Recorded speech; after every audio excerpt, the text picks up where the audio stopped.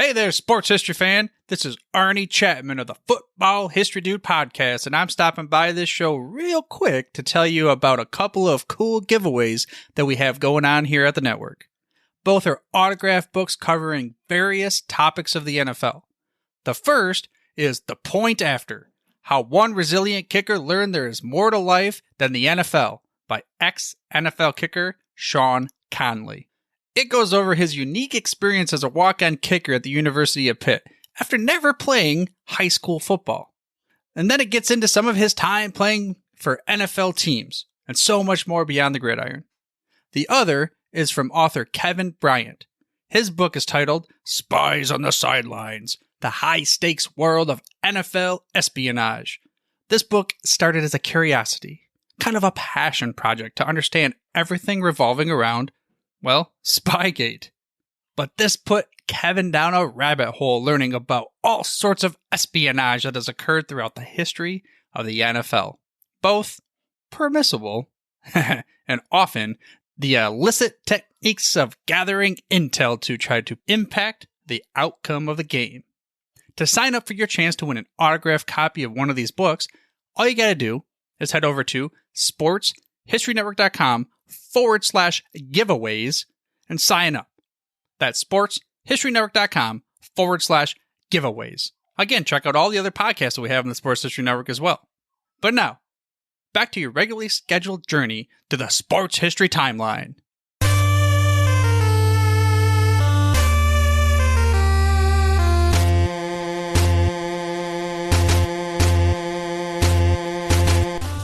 It's time for Lombardi Memories.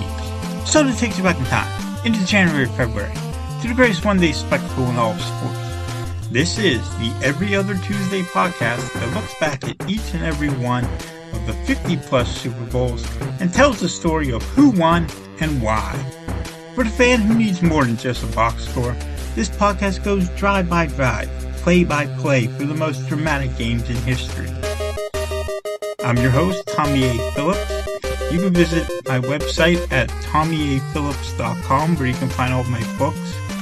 And please look at my books because I've not gotten any sales in a while. So it's kind of embarrassing, but yeah, I have nifty 90s and great 80s as well as my Penn State book and Penn State Bowl Games book, so check these out if you're interested in football. For now, though, today we've got Super Bowl 40, which was held on February 5th, 2006 at Ford Field in Detroit, Michigan, the second Super Bowl to be held in Michigan, between the six-time AFC champion Pittsburgh Steelers and the first-time NFC champion Seattle Seahawks. As always, we have a pop quiz and then homework at the end of the episode. The pop quiz question for today is, who was the last non-quarterback to throw a touchdown pass in the Super Bowl before Antoine Randall threw one in this Super Bowl 40? The answer will come at the end of the podcast. The Pittsburgh Steelers were left for dead after Week 13. They had lost 3 games in a row, including one to the first-place Cincinnati Bengals. At 7-5, they were in a bad position. Yet it wasn't so bad. Steelers didn't need any help to make the playoffs. 4 wins in a row would get them in the playoffs no matter what happened. So, that's exactly what they went out and did. Running back Jerome Bettis ran all over the Chicago Bears for a 21-9 victory. Then the Steelers crossed Minnesota, Cleveland, and Detroit on their way to an 11-5 record and the number 6 seed in the AFC. No number 6 seed had ever reached the Super Bowl. In fact, no number 6 seed had even reached the conference championship round. But these Steelers went on to the playoffs, and they're on fire. Quarterback Ben Roethlisberger led the Steelers to 3 road victories to reach the Super Bowl. In the first one, over AFC North champion Cincinnati, Bengals quarterback Carson Palmer was injured on the very first play of the game, and the Steelers went on to win 31-17 against John Kitna, the backup quarterback. Next, the Steelers went on to Indianapolis when they took on the top-seeded Colts. Peyton Manning and company were heavy favorites, but Pittsburgh came out on fire and took a big lead. Manning brought the Colts back within 3 points, but then the Steelers got all the way down to the Colts 1. Ben handed the Bettis for what seemed to be surely a touchdown, but Bettis somehow fumbled, and Nick Harper picked it up for the Colts. Only Ben stood in his way of a touchdown return, and Ben made the tackle to save the day.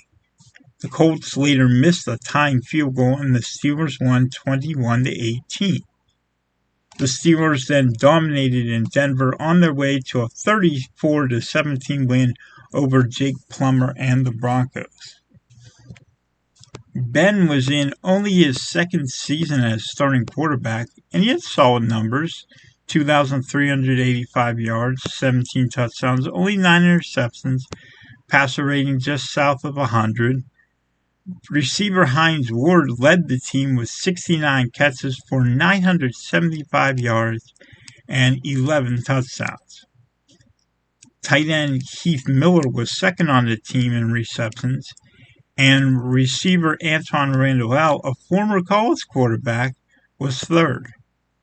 Running back Willie Parker was the dynamic threat in the Steelers' backfield.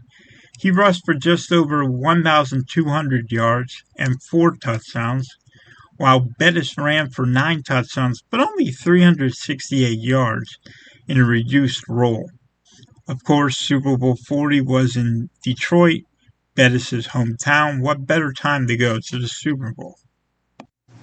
Meanwhile, over in the NFC, the Seattle Seahawks had no problem making the playoffs. They started the season 2-2 before going on an 11-game winning streak. They lost a meaningless season finale to the Green Bay Packers to finish 13-3 with the number 1 seed in the NFC. Their playoff games weren't very memorable. The Seahawks beat Washington 20-10 and the Carolina Panthers 34-14 to advance to their first Super Bowl in franchise history. Along the way, the Seahawks became the only team to play in an AFC Championship game back in 1983 and an NFC Championship game. League MVP Son Alexander took the lead by storm, rushing for 1,880 yards and a league record 27 touchdowns. That didn't mean the Seahawks were all running. Quarterback Max Hasselbeck threw for just shy of 3,500 yards, throwing 24 touchdowns as opposed to just 9 interceptions and a passer rating similar to Ben's. Seattle didn't have one main receiver, rather they were a receiver by committee, whether it was Bobby Ingram and his team-leading 67 catches for just short of 800 yards, or Joe Jurevicius with a team-leading 10 touchdown receptions, or maybe even Darrell Jackson, DJ Hackett, trash-talking tight end Jeremy Stevens. Seahawks had weapons all around. But Stevens did too much talking in the weeks leading up to Super Bowl 40, making him a prime target for Steelers fans.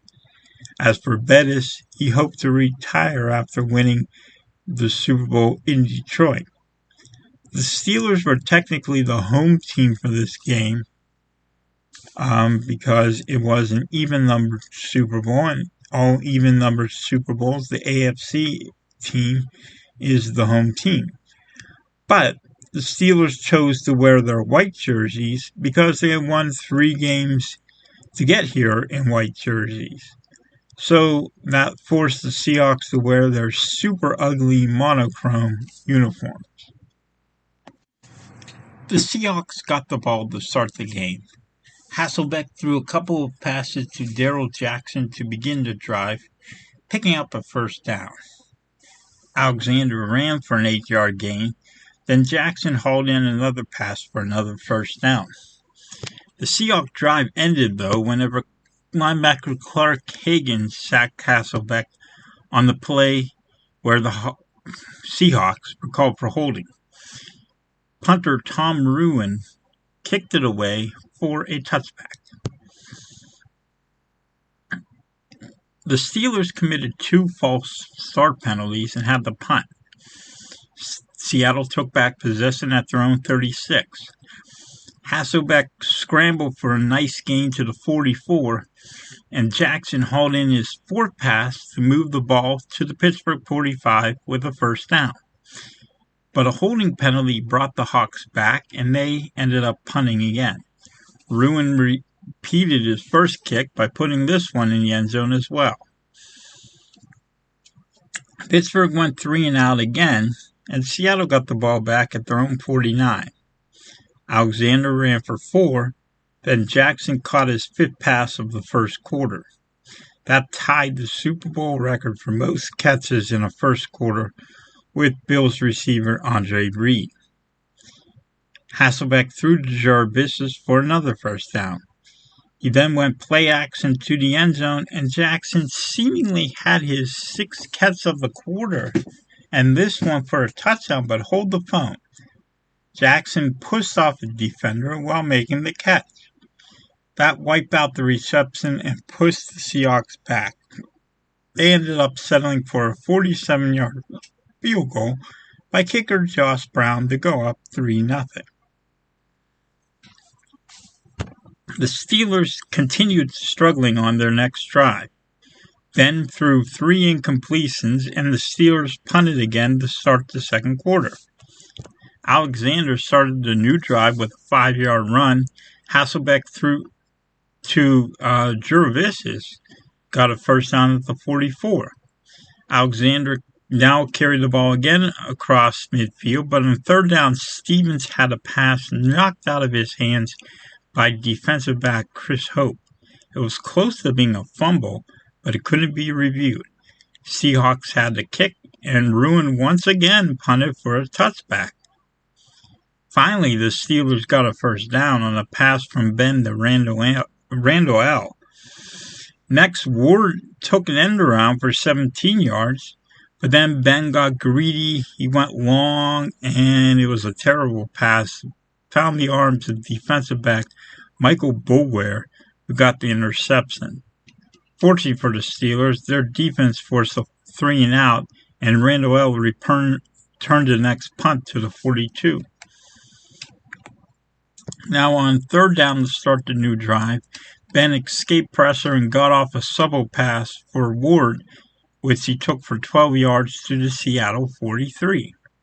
Next, Ben found receiver Cedric Wilson for a first down at the 22. Bettis took a screen pass for 5 more yards, but the Steelers were called for offensive pass interference on the play. Defensive end Grant Wistrom sacked Ben, and now the Steelers were looking at 3rd and long. Ben scrambled out to his left, but stayed behind the line of scrimmage.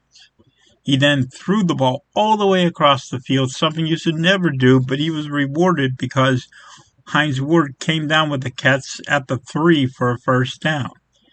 Bettis pounded it down to the 1 on 2 carries as the half reached the 2-minute warning.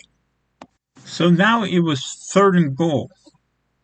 Ben kept the ball, tried scoring off the left side. He came down right at the goal line, and the official's first signal was that he was short. Then they changed it, touchdown. The play went to video review. After reviewing the play, the ruling on the field stood. From my personal look at the play, I think that it probably should have been ruled short, but also that there's no way you could overturn it on replay. Who knows what may have happened if Ben had been ruled a yard short. Maybe Bettis pounds it in on the next play. Maybe Parker or Ben runs it in. Maybe the Steelers pass for a touchdown. Maybe kicker Jeff Reed kicks an 18-yard field goal. Or maybe they don't score at all. You just never know. But as it stood, the Steelers took a 7-3 lead. The The Seahawks got the ball back with little under 2 minutes to go.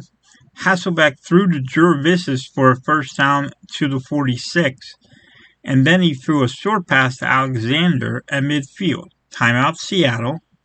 Then Hasselbeck threw to Ingram for another first down at the Pittsburgh 40.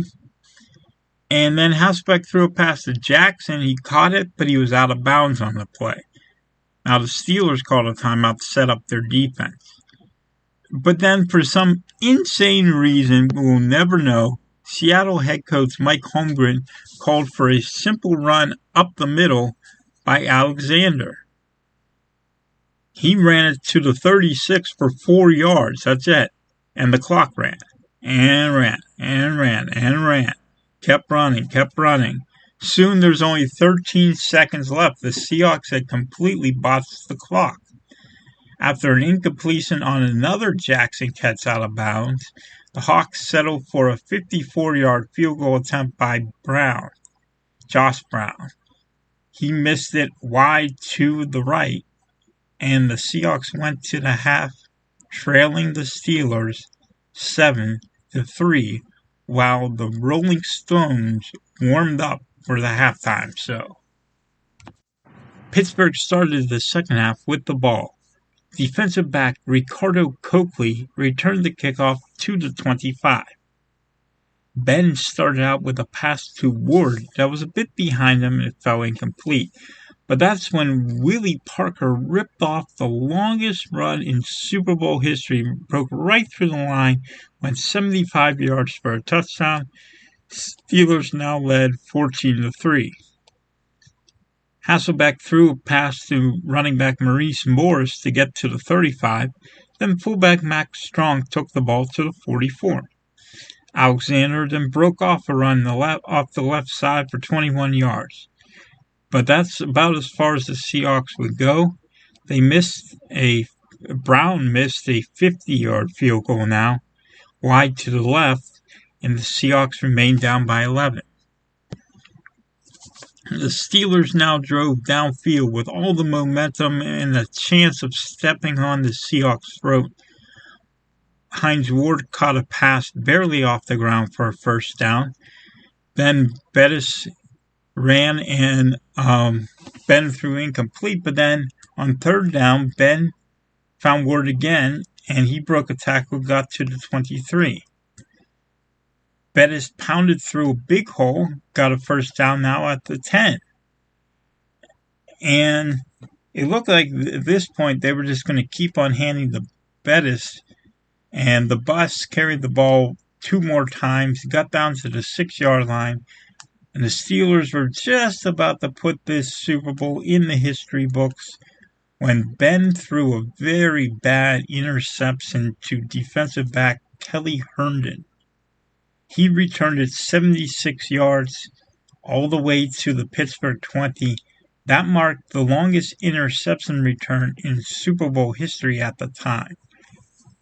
3 plays later, Hasselbeck found Stevens open in the end zone for a 16-yard touchdown, and the Seahawks cut their deficit to 4 points. The Steelers went back to struggling on offense, going 3-and-out on their next 2 drives.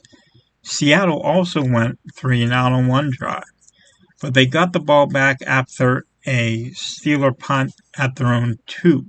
Alexander ran for 5 yards, and then Hasselbeck scrambled for a first down at the 16.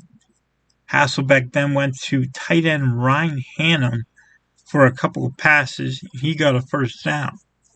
Next, Bobby Ingram caught one for a first down to 48. Third quarter ended 1 play later. Alexander ran it to the 46, then Hasselbeck found Ingram for a first down at the 30. Alexander ran for then another 7 yards, and then he ran for a first down. And now Hasselbeck went down the seam for Stevens. He caught it at the 1-yard line. First and goal for the Seahawks. Wait a minute. No? They were called for holding on the play. ABC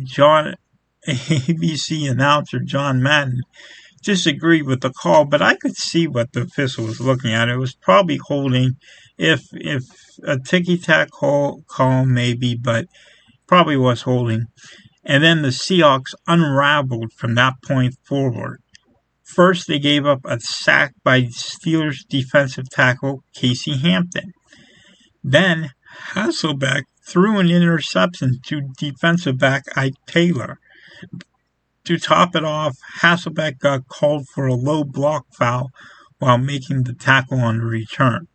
That was definitely the wrong call by the officials, but it didn't erase the fact that the Steelers now had the ball.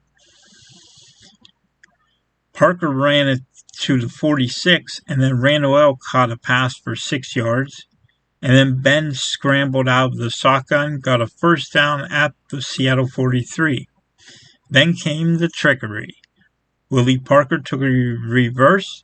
He flipped it back to Randall, and then he unleashed the bomb downfield. Touchdown, Hines Ward, 43 yards out. Steelers now led 21-10. Hasselbeck fumbled on a scramble, and defensive back Troy Polamalu fell in it for Pittsburgh. However, Holmgren challenged, and he was right. Hasselbeck was down before the fumble. That gave Seattle a first down at the 34. Alexander ran for 4 more yards. Then Jervis caught a pass in midfield for a first down. The Seahawks' plans were all messed up when defensive back Deshae Townsend came in on a blitz and sacked Hasselbeck on third down. So now it's 4th and 13, 6.5 minutes left, near midfield, trailing by 11. There's only one option. You got to go for it. Because punting would essentially concede the game to Pittsburgh. So what did Holmgren do? He punted. And now the Steelers' running game could go to work. This drive turned into the Jerome Bettis show. He carried the ball 7 times on this drive, with Randall getting a first down on a screen pass and Ben getting another first down on a bootleg. Holmgren was forced to use all his timeouts. The Steelers ran the clock down all the way to the 2-minute warning, at which point the Seahawks got the ball back after a Chris Gardocki punt into the end zone for a touchback. Hasselbeck threw to Stevens, but inbounds kept the clock running. He hit Jervis for a first down to the 39, but by the time he threw the next incomplete pass, there was only a minute left. He threw 2 more incompletions before connecting on 4th and 10 to Ingram for a first down. He then spiked the ball with 34 seconds left in field goal range. At this point, Holmgren needed to kick the field goal in order to give his team enough time to try an onside kick and hope to get that necessary touchdown 2-point conversion on a Hail Mary or something. But instead he had Hasselbeck keep throwing the ball. And one of those passes got caught inbounds by Stevens. On the final play of the game for Seattle, Stevens dropped a 4th down pass. That ended the game. The Steelers have matched San Francisco and Dallas with their 5th Super Bowl win, 21-10. Receiver Antoine Randall threw that 43-yard touchdown to Ward, and it was the most important play of this game. But who was the last non-quarterback to throw a touchdown in a Super Bowl? Well, it came against the Steelers back in Super Bowl 14 when running back Lawrence McCutcheon threw a touchdown pass to Ron Smith. That is the answer to today's pop quiz question, as well as my pick for the biggest play of this game. Let's circle back around and talk about the MVP. Hines Ward was named MVP for catching 5 passes for 123 yards and a touchdown, as well as running the ball once for 18 more yards. But if I were to give a second place MVP, I'd hand it to Parker. He ran 10 times for 93 yards and a touchdown, and he broke off the longest run in Super Bowl history, a mark that still stands. As for the least valuable player, I wouldn't give it to Ben, even though Ben had an awful day. 9 completions on 21 attempts for just 123 yards and 2 interceptions for a ghastly passer rating of 22.6. the worst by a winning quarterback in Super Bowl history. No, I'm going to instead give this to kicker Josh Brown of the Seahawks for missing 2 field goals. Think about it. If he makes both field goals, Seattle is going for the win at the very end there. That could have been a very exciting finish to the game, but he missed both kicks and his team never recovered. The most valuable player on the losing team was Hasselbeck. He completed 26 of 49 passes for 273 yards and a touchdown with an interception, but he also rushed for 35 yards on 3 attempts. Despite his pick, he kept his team in the game, even with receivers dropping balls and kickers failing on kicks. Jackson, by the way, who had 5 catches in the first quarter to set or tie the Super Bowl record, he never recorded another reception the rest of the game, though he did catch 2 passes out of bounds. The best player you don't remember? How about linebacker Larry Foote of the Steelers? He picked up 5 tackles, including 1 for a loss. Of these players, you'll remember most of them, but Foote had a solid game, and he wasn't a big name, so maybe and hopefully for my sake you don't remember him until now, that is, and now you remember him. The biggest play you don't remember, that has to be Jackson's catch, his first catch out of bounds near the end of the first half. He came close to getting his feet in, but he stepped on the out of bounds line in the end zone. If he runs that pattern better, maybe he gets both feet in and it's a touchdown for Seattle. Instead, the Seahawks ended up missing a field goal. And what about those officials? It's easy to say in the heat of the moment that the officials screwed up, but watching this game, I found that every call they made was justified in one way or another. Maybe they didn't make the best calls, but their officiating wasn't nearly as bad as everyone makes it out to be. I give their officiating a C. A passing grade, but not a good one either, but they don't deserve an F, though. And, they didn't cost Seattle this game. Seahawks themselves cost themselves this game. For homework this week, I'm recommending Michael Hawley's book, Heart and Steel, co-written by Bill Cowher. You can get it pretty cheap, even though it is a relatively new book. Bill Cowher finally got his Super Bowl victory here in Super Bowl 40. I couldn't be happier for him. He deserved to have this moment. It's too bad he stayed one more year and had a poor season because he deserved to go out on top like Bettis did. In any case, Cowher's one guy you gotta love. Next time, we will go into the Purple Rain, the first Super Bowl to be affected greatly by weather. Super Bowl 41 brings excitement from the opening kickoff, and Prince is there to deliver one of the most memorable halftime shows of all time. It's the 9-time NFL champion Chicago Bears against the 3-time NFL champion Colts, but none of those Colts titles came in Indianapolis. Peyton Manning looks to secure his legacy. It all comes to you in 2 weeks. For now, you can find my books at TommyAPhillips.com. This is Tommy A. Phillips signing off. So long.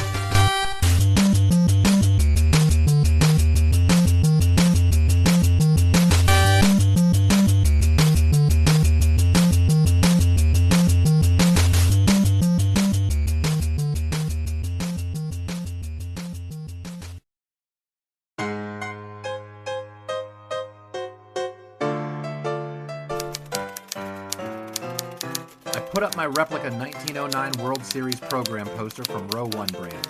And that's all it took for Marla to do a complete redesign of the Guardian offices, doing up the walls with tremendous prints from baseball, football, basketball, hockey, and more sports events. And every one of them can't help but trigger memories of sports yesteryear. And here's the last one. Let's put it up here by your desk. Perfect. That's a nice one. College football, 1923, Navy versus Penn State. Do you remember that game, Marla? I sure do. It was October 20th, 1923. Cloudy, but a reasonable 57 degrees at the 2:30 kickoff time. Over 20,000 turned out at Beaver Field in College Station, Pennsylvania for this clash of two of the nation's top teams. The Nittany Lions were the underdogs, despite having won their first 3 games by a combined score of 94-0. The heavy favorites were the Midshipmen, who went on to play in the Rose Bowl after the season. Right, and the game immediately became... The entire color of the game would ultimately be dominated by Penn State's star halfback Harry Wilson, but both offenses took some time to get going for a good 22 minutes before Wilson got the crowd to their feet with an interception of Bill McKee's forward pass, returning it all the way for his first touchdown of the day. Wilson certainly was great On the that. next kickoff, who would end up as returner but Harry Wilson? Wilson dodged at least a half dozen Recall the defenders greatest on a moments in sports 77-yard history, sweep or just to your the own end zone personal as the game favorites, gone for a with scoreless Row 1 brand tug-of-war to a sports two-touchdown paraphernalia. blowout in Don't less than a delay. minute, with Visit hometown today fans ready to at count a fourth win for sportshistorynetwork.com/Row1. PSU. That's The R-O-W number #1 one today for access to the full Row 1 catalog of gallery prints and gifts like t-shirts, long-sleeve shirts, telephone cases, coffee mugs, blankets, pillows, towels, and even shower curtains. Act today for 15% discount off all prints with coupon code SHN15 and 20% off all other items with coupon code SHN20 at checkout. And keep your dial locked to the Sports History Network for the exciting chronicles of the 1920 sports world in Orville, Mulligan. When the gun Sports started Right, to mark the coming end of the soon. half, the score remained Penn State 14, Navy 0. The second half had barely begun when Harry Wilson and Penn State went on to work on Navy again.